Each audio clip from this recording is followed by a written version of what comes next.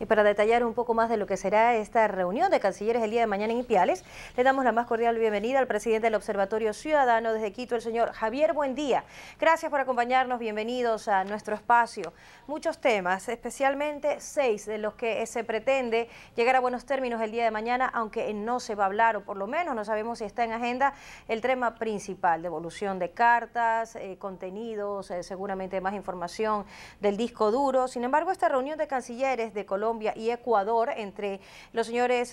Ricardo Partiño y María Angélica Holguín es un avance en el saldo pues de la malograda relación que ha habido durante estos 2 últimos años. Buenas noches. Sí, gracias. Buenas noches. Efectivamente, el día de mañana se ha establecido una agenda sobre la cual habrá que establecer dentro de este proceso de acompañamiento, seguimiento y evaluación hechos verificables en función de lo que desde septiembre del año anterior, en sendas reuniones tanto de cancilleres, en su momento Jaime Bermúdez y Van der Falconi, en la ciudad de Ibarra, en la ciudad de Ipiales, en Nueva York, las reuniones de vicecancilleres y de ministros de defensa determinaron ya una hoja de ruta sobre la cual ir determinando la recomposición de las relaciones político-diplomáticas que fueron rotas a partir de los hechos de Angostura del 1 de marzo del 2008. En ellos habrá que efectivamente ver cuáles son los parámetros, por ejemplo, de medidas de recomposición y compensación alrededor de lo que ha sido el desmérito en las condiciones de vida de la gente, sobre todo en la zona de frontera, alrededor de lo que ha sido esta situación que usted bien citaba como de orden beligerante en ese sector. Así es. Así que esperamos que dentro de la agenda está determinado el hecho de medir ciertas medidas relacionadas con procesos geotérmicos, el tema de ACNUR y la situación de los desplazados, donde el gobierno y el Estado ecuatoriano tiene una posición en firme relacionada, por ejemplo, con mayores responsabilidades en términos de recursos que debería invertir el Estado y gobierno colombiano alrededor del tema. Y además, por supuesto, está en el tema de infraestructura, en el ensanchamiento del puente de Rumichaca. Así que en este proceso de acompañamiento estaremos vigilantes de lo que suceda alrededor del cumplimiento de esta agenda, de este nuevo encuentro de cancilleres. Señor Buendía, entre los 6 puntos que se van a tratar el día de mañana se habla del fortalecimiento de la vigilancia en temas como salud pública, plaguicidas y calidad del agua. Esperemos que dentro de este punto se hable sobre la gente que se vio no solamente afectada, sino también con serias lesiones en su forma de vida, en su cuerpo, debido a los plaguicidas que se suponía en su momento, se habló de que iban a ser indemnizados y hasta el momento no se ha hablado de ella. Se habla de la violación al territorio nacional, pero no se habla de cuántas personas no solo han muerto, sino de los que quedaron vivos, quedaron con serias secuelas en su salud. Esos son procesos incluso anteriores a los hechos del 1 de marzo del 2008. Hay que entender que incluso los acuerdos que se han venido firmando por parte de los 2 estados han tenido, por ejemplo, ya varias áreas de establecimiento en cuanto a las relaciones con su propia agenda. Lo relacionado, por ejemplo, con el tema de seguridad en relación al tema de COVIFront. Pero además hay planes de desarrollo fronterizo binacional que también se han establecido, en donde, por ejemplo, se habían discutido desde finales de la década anterior e inicios del siglo XXI, ya los temas relacionados con el uso de plaguicidas como medida efectiva en relación al tema de poder erradicar el fenómeno del narcotráfico. En ello hay incluso ya mediaciones de orden internacional en las que se han presentado este tipo de denuncias y se han proveído algunas resoluciones al respecto. Por ejemplo, el tema de la indemnización para las personas que han sufrido daños alrededor del tema, y no hay efectivamente ya una resolución en el orden ejecutivo por parte del gobierno colombiano para evitar ya ese tipo de instrumentación como medida señalada para el tema del narcotráfico. Pero además, y a partir de los hechos del 1 de marzo, hay que reconocer que algunas estadísticas del año anterior señalaban que $400 millones fueron la línea de desaceleración del proceso comercial, con efectos en los temas de deserción laboral y también en las actividades comerciales de la frontera. Así que también esperamos que alrededor del desarrollo de estos puntos de la agenda se definan medidas compensatorias para poder de alguna manera mitigar lo que ha sido el tema de esta desaceleración y sus efectos en las condiciones de vida de la gente. Y es que dentro de la agenda para el día del mañana está también, por ejemplo, el proyecto geotérmico Chile-Cerro Negro, Tufiño, entre el Ministerio de Energía y Minas, entre Colombia y Ecuador, lo cual sin duda va a regenerar ese potencial económico del cual pues en algún momento se lo planteó y quedó paralizado durante estos 2 años. También se habla de las cuencas hidrográficas Carchi y Huaytar, Mira, Mataje, y también de la zona de integración fronteriza y Piales-Tulcán. ¿Qué posibilidades hay de esta aparente buena relación que hay ahora y ojalá se mantenga así para que se restablezca todo lo que es comercio interno y exterior además? Nosotros creemos que la voluntad política en este momento existe. De hecho, las manifestaciones de la presencia del presidente de la República del Ecuador en la posesión del nuevo presidente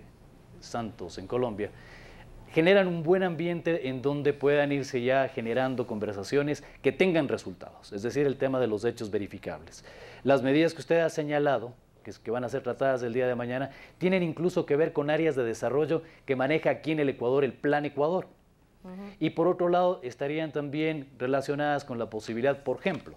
de tener una mayor capacidad instalada alrededor de poder solucionar problemas como los del estiaje el año anterior. Están además en las líneas de comercio no solamente lo que señalaba yo previamente, sino también aquellas en las que los grandes emporios, tanto ecuatoriano como colombiano, sufrieron problemas por medidas que se dictaron a partir de los hechos del 1 de marzo, como el de las salvaguardas comerciales, que hace muy poco tiempo, creo que estimo que son 30 o 45 días, estas ya fueron eliminadas y entonces pueden resultar líneas de incentivos sobre las cuales permitir que no solamente funcionen encargados de negocios en ambos países, sino que ya avancemos hacia un restablecimiento pleno con la nueva instalación de los embajadores en Bogotá y en Quito, pero sobre todo con una agenda en la cual, incluso acompañando desde la organicidad civil, tanto en el Ecuador como en Colombia, se puedan ir sustanciando hechos incontrovertibles de que efectivamente la relación entre ecuatorianos y colombianos en todos los niveles ha mejorado. Y que no se nos olvide, y yo creo que se debe de seguir pensando así como ecuatorianos y sociedad civil, de que los agredidos fuimos los ecuatorianos, no es que los ecuatorianos agredimos a los colombianos, y por más de que haya una diplomacia de por medio que tiene que ser muy bien manejada, sutilmente llevada, Ecuador, ¿qué debe de hacer y qué no debe de hacer con toda la historia que ya tenemos registrada de por medio, con Colombia? Se han venido adelantando alrededor del tema después de la reunión del Grupo de Río. Por ejemplo, la intervención de organismos multilaterales como el de Estados Americanos,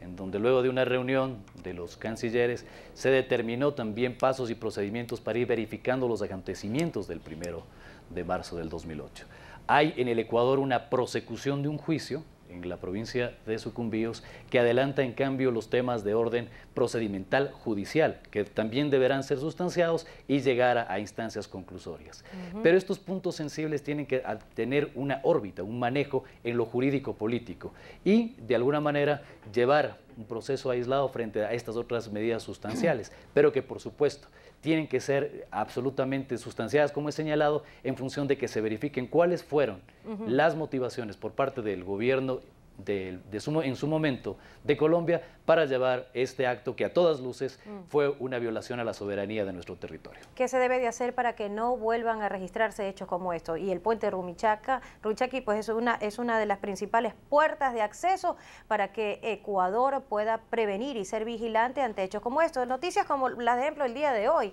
un solo ecuatoriano sobreviviente frente a cartel en México donde se masacró a 72 migrantes, entre esos algunos ecuatorianos muertos, ya marcan una clara muestra que en el mundo entero el terrorismo y el narcotráfico no trepidan ante nada con tal de llegar a su cometido, y Ecuador tiene que tener esa película bien clara para proteger aún más sus fronteras y que no sean más ecuatorianos víctimas por salir a buscar trabajo de hechos como estos. Generar medidas de confianza. Esto ha sido ya incluso recomendado por los organismos internacionales y además en aquellos en los que el Ecuador y Colombia comparten los espacios de los procesos de integración. En ello, por supuesto, la voluntad política de ambos gobiernos, de los funcionarios de Estado, es determinante, sobre todo en la línea de que efectivamente la comunicación, que fue lo que falló en su momento,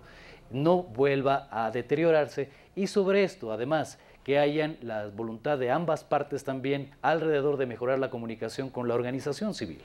y que haya la posibilidad de construcción, por ejemplo, de una agenda de recomendaciones que estabilice las relaciones entre Ecuador y Colombia. En ello, efectivamente, la posibilidad de que otros actores tengan la capacidad de consejería en relación al tema de políticas públicas, políticas de Estado y la generación de las decisiones que emanan de los gobiernos de ambos países, permitirán que efectivamente hechos como los del 1 de marzo puedan ser prevenidos con la debida antelación y que no vuelvan a repetirse. Un mayor nivel de preparación, de delegación y de sigilo es lo que se está imponiendo, en tal caso a nivel de diplomacia y de Cancillería.